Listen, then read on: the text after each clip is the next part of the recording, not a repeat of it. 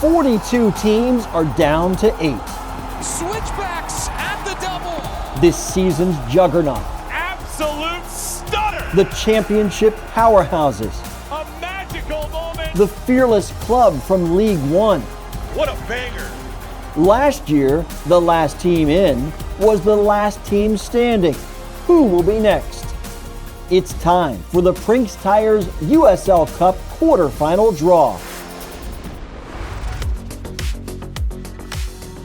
All right, good afternoon. It's finally here, the Prinx Tires USL Cup quarterfinal draw show. Dan Lucas here with the one and only Devon Kerr in the USL Studio. You're real. It's you. Yeah, I'm real. to some people's displeasure. Yeah, it's an honor to be here. What a tournament we've had so far, and certainly some theatrics on the final day of match play. I know you've seen a lot of action in the group stages of the USL Cup. We're going to get some comments on our 8 quarterfinalists here from you throughout. Overall, this is just an exciting field. A couple of League One teams. We saw Hartford a short while ago there in the open of the show. They get into this thing as a second wildcard team. Last year, it was 2 last year. They win it. So anything can happen in a one-off situation. Well, I think we got that on the final day as well. When you're finishing group play coming in, 19 of 42 teams still had an opportunity to get one of those coveted quarterfinal spots. That's nearly 50% of the field. The whole premise of this tournament was about opportunity and action, and that came via goals. And certainly Miami FC in their final match were able to squeak themselves in by the committing setting forth a standard of, hey, you want to get in? You have a chance no matter what come your final game if you go for it. You mentioned Miami FC. I'm glad you did that because we are going to obviously draw for match A, B, C, and D in the quarterfinals. Miami FC, as the wild card, will be placed in the D2 slot. They will be the away team in match D. Now, there's a couple of rules here at stake. One, they cannot play the winner of their group from Group 7, which happens to be the Tampa Bay Rowdies. And 2, they cannot be a home team. We've solved that already. They are in D2. If the Tampa Bay Rowdies are drawn as the home team D1, they will switch places with the home team in C1. So that would only happen if the Rowdies are drawn in D1. They would swap places with C1, which would be a home team drawn from the bowl here. So let's introduce you to our wild card team. Miami FC, Devon says, all these teams woke up in round 4 with a chance to get in. Miami had some work to do. They needed a regulation win at Sarasota. They got that to get to 9 points. Then they needed goals. They scored 5 in that match to get to 11, and that was enough for the tiebreaker. There were a few teams at 9, a couple teams at 8, but the teams at 9 did not come close to the 11. And they got their 2 Curacao World Cup players back, trying to get some form going here for them. They're holding the final spot right now in the Eastern Conference of the USL Championship, Devon. So Miami FC can really use a run here in the quarterfinals. We saw that last year for Hartford Athletic, a team that struggled halfway through the year. But this tournament gave them that boost, not just to host the cup overall, but actually through the rest of championship play, playing with a tremendous amount of confidence. So if you look at the amount of teams coming into final group play, there were basically 9 that had an opportunity to grab that wild card spot, one of the final 8 positions to go to the quarterfinals. Miami ranked about 7, and here's why. They trailed 2 teams on total points. They trailed 2 teams on total goals, and they were tied with 4 other teams on total points. That's 8 of 9 right there. You wouldn't say that it was the spectacular, but nearly impossible. I tip my hat, regardless of opposition, because it's the most goals they've scored all season. They kept a shutout. I give Miami FC a lot of credit in this situation. Their back was up against the wall, and they performed. All right, very good. All right, so our group winners, the 7 group winners, Group 1, we had Spokane Velocity from League One, Colorado Springs Switchbacks Group 2, San Antonio FC from Group 3, Louisville City from Group 4, Hartford Athletic from Group 5, Charlotte Independence from League 1 in Group 6. We're going to talk about them here in a bit, and Tampa Bay Rowdies in Group 7. Miami FC is your wild card. So with that, we know Miami is in D2. Devon, we need a team to host match A. We need a A1 team, so go ahead and draw.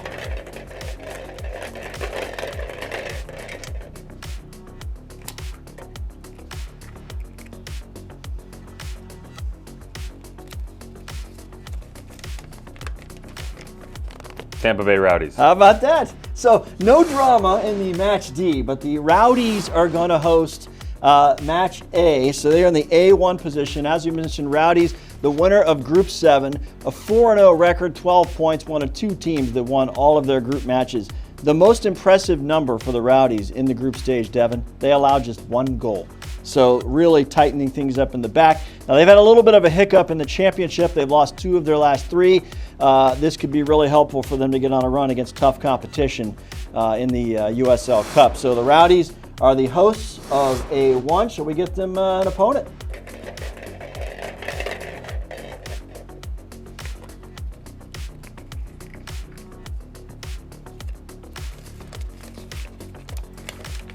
Louisville City. Well. This is an interesting development, is it not? Louisville City will play at Tampa Bay in Match A. Louisville, the winner of the very difficult Group 4. There's a lot going on here with this, Devon, because they meet in the regular season as well, coming up before this. But Louisville had some work to do in the last game. They finished with 3 wins, 11 points, had 1 draw. They had 12 goals. That's the most of any team in the group stage.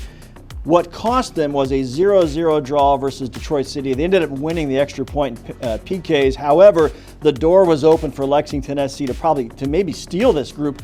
Louisville took care of business in round 4 with a 4-2 victory there at Lynn Family. The Commonwealth Cup, Louisville City. So Louisville at Tampa Bay for our Match A. Nice job. you're getting this. I don't get everything right, but every now and then. Exactly. I can pull a Miami FC. There you go. All right, let's go with the home team in Match B for B1.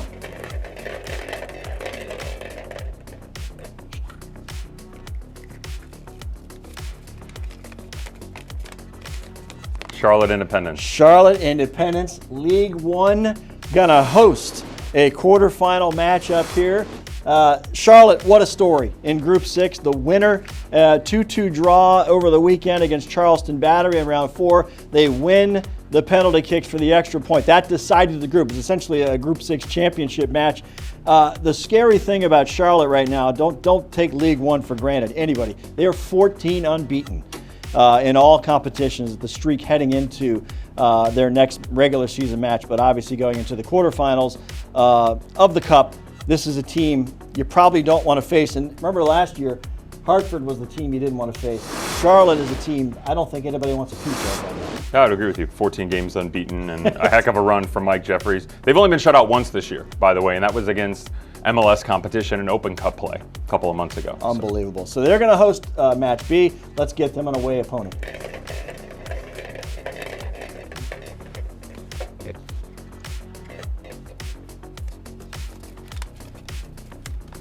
Hartford Athletic. Hartford Athletic, the defending champion in the Cup. We've already mentioned them. A great story last season, a great story this season as well. Getting my notes here on Hartford because they had a tough road here in Group 5, but ended up pulling away. They're obviously the defending Cup champions. In round 1, they drew with Rhode Island, lost the penalty kick shootout. So they had 1 point. They followed that with 3 straight wins in regulation, and that kind of went along with their form in the regular season as well. They went to Tampa Bay, got a victory in championship play. So Hartford coming in here on a roll. So Hartford's going to go to Charlotte for Match B. All right, so let's get our third home team, C1.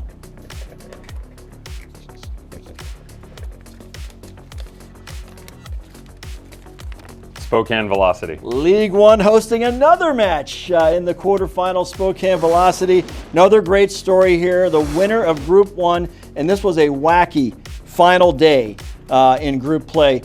Spokane Velocity finishes with 9 points. They had a 3-1 win over the Oakland Roots in round 4. Then they had to sit all day and wait for Boise to play Sacramento. They benefited from Boise's win over Sacramento Republic. Imagine that. You have to say thanks to Boise, Spokane. 3 straight regulation wins after losing to Sacramento in round 1. Spokane Velocity, your Group 1 winner. So let's get them an opponent. 2 left.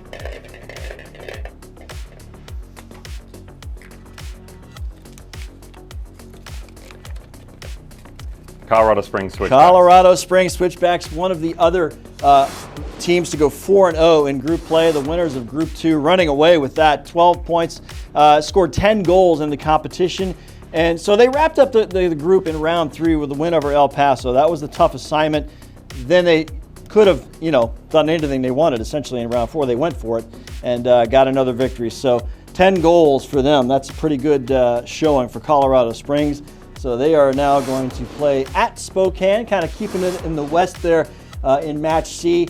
And that leaves one team left to host Miami FC. So let's do the formality here. Let's give D1 who will host Miami FC. San Antonio FC. San Antonio FC, the winner of Group 3. This was interesting. 11 points. It had 5 goals in group play, Devon. 5 goals in the 4 matches. 1-1 draw versus Birmingham Legion in round 1. They took the extra point PKs. Birmingham was the team trying to catch them for the rest of the group stage, and Birmingham got a nice game against Tulsa to finish off their group stage, but San Antonio won theirs as well, so congratulations to them. So we have our matches all set here. Tampa Bay Rowdies hosting Louisville City in Match A. Speaks for itself.